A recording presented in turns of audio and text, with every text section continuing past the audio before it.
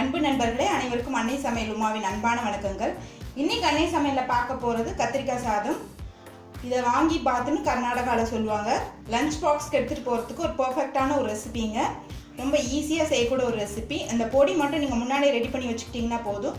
ஒரு 10 நிமிஷத்துக்குள்ளே இந்த சாதத்தை நீங்கள் ரெடி பண்ணிடலாம். கத்திரிக்காய் பிடிக்காதவங்க கூட இந்த கத்திரிக்காய் சாதத்தை விரும்பி சாப்பிடுவாங்க. வாங்க கத்திரிக்காய் சாதம் எப்படி செய்கிறதுன்னு பார்க்கலாம். இந்த கத்திரிக்காய் சாதத்துக்கு பொடி ரெடி பண்ணிக்கலாங்க. இந்த கத்திரிக்காய் சாதத்துக்கு இந்த மசாலா தான் ஸ்பெஷல்.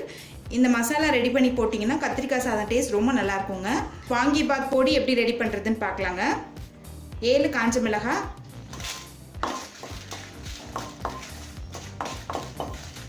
ஸ்லோலே வச்சு மிளகாய் கலர் மாறாத மாதிரி வறுத்துக்கோங்க. நான் 7 காஞ்ச மிளகாய் எடுத்திருக்கேன். நீங்கள் விருப்பப்பட்டீங்கன்னா கொஞ்சம் கம்மியாக கூட போட்டுக்கலாம். இந்த சாதம் கொஞ்சம் காரமாக இருந்தால் தாங்க டேஸ்ட் ரொம்ப நல்லாயிருக்கும். இப்போ மிளகாயை நல்லா வறுத்தாச்சு. இப்போ இதை எடுத்து தனியாக வச்சிடலாம். அடுத்து 2 டீஸ்பூன் வர கொத்தமல்லி, 1 டீஸ்பூன் உளுந்து, 1 டீஸ்பூன் கடலைப்பருப்பு, 1/2 டீஸ்பூன் சீரகம். இது எல்லாத்தையும் நல்ல வாசனை வர வரைக்கும் வறுத்துக்கலாம்.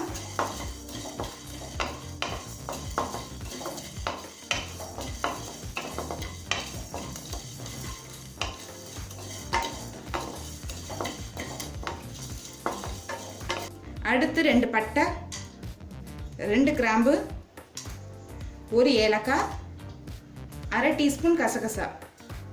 இது கூடவே 1 டேபிள் ஸ்பூன் தேங்காய் துருவல் சேர்த்துக்கலாங்க.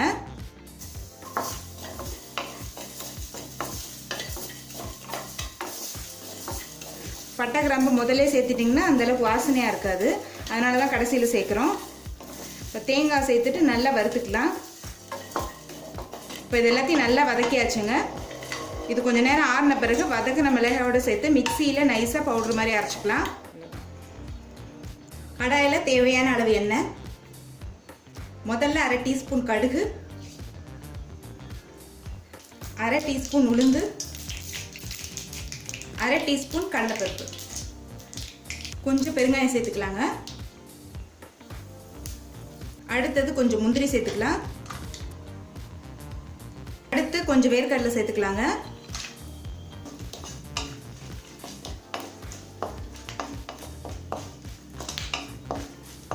அடுத்தது கொஞ்சம் கருவேப்பிலை சேர்த்துக்கலாம்.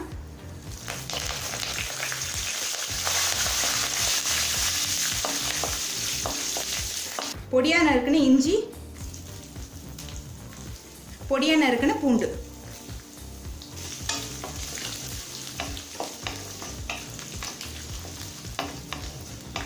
ஒரு பெரிய வெங்காயம் சேர்த்துக்கலாங்க.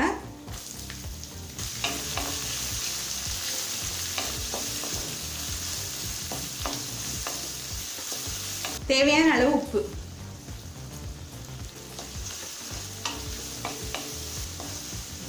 அடுத்தது 2 பச்சை மிளகாய் சேர்த்துக்கலாம்.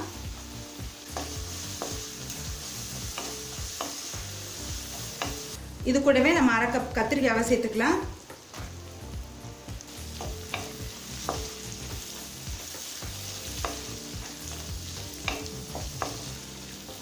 ஒரு நிமிஷம் வரைக்கும் நல்லா வதக்கிக்கலாங்க.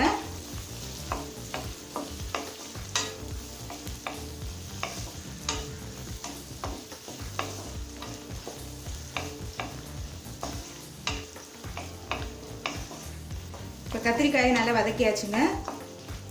இப்போ மூடி போட்டு கத்திரிக்காய் நல்லா வேகிற வரைக்கும் வெயிட் பண்ணலாம். இப்போ பார்த்தீங்கன்னா கத்திரிக்காய் நல்லா வெந்துருச்சுங்க. இப்போ நம்ம அரைச்சி வச்சிருக்க பொடியை இதில் சேர்த்துக்கலாங்க.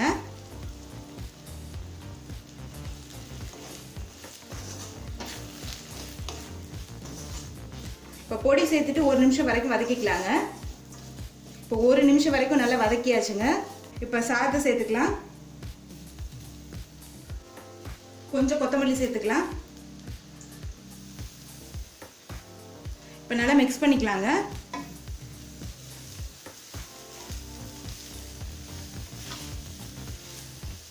நான் பாஸ்மதி அரிசி எடுத்திருக்கேன். நீங்கள் விருப்பப்பட்டீங்கன்னா எந்த அரிசியில் வேணால் பண்ணலாம். எந்த அரிசியில் பண்ணாலும் கத்திரிக்காய் சாதம் நல்லாயிருக்கும்.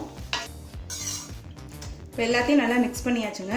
இப்போ கத்திரிக்காய் சாதம் ரெடி ஆகிடுச்சுங்க. நம்ம சர்வ் பண்ணிடலாம். இப்போ சுவையான கத்திரிக்காய் சாதம் ரெடி ஆகிடுச்சுங்க. ரெசிபியை ட்ரை பண்ணி பாருங்கள், கண்டிப்பாக உங்களுக்கே பிடிக்கும். ரெசிபி பிடிச்சிருந்ததுன்னா வீடியோவை லைக் பண்ணுங்கள், கமெண்ட் பண்ணுங்கள், ஷேர் பண்ணுங்கள். இது வரைக்கும் அன்னை சமையல் சேனலை சப்ஸ்கிரைப் பண்ணலன்னா சப்ஸ்கிரைப் பண்ணுங்கள். தேங்க்யூ.